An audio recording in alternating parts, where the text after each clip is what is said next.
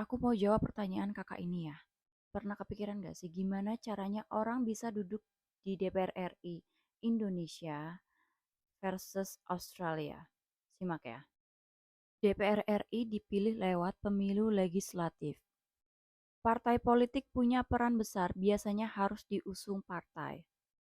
Ada cerita soal kampanye mahal, modal besar, dan strategi politik.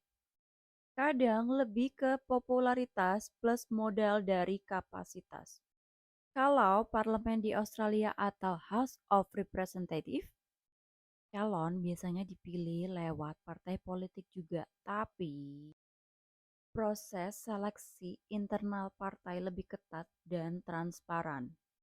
Fokus sama track record, visi, dan keterwakilan daerah. Di Australia bisa maju tanpa partai asal cukup dukungan ya. Intinya, kalau di Indonesia yang kita dengar mahal jadi caleg. Kalau di Australia bicara soal isu komunitas dan kebijakan. Jadi kesannya di Indonesia siapa yang punya modal dan partai kuat, kalau di Australia siapa yang dipercaya oleh masyarakat. Kalau menurut kamu sistem DPR di Indonesia atau kayak di Australia? Dan kalau proses di Indonesia seperti di Australia, siapa yang bakalan kepilih? Komen ya.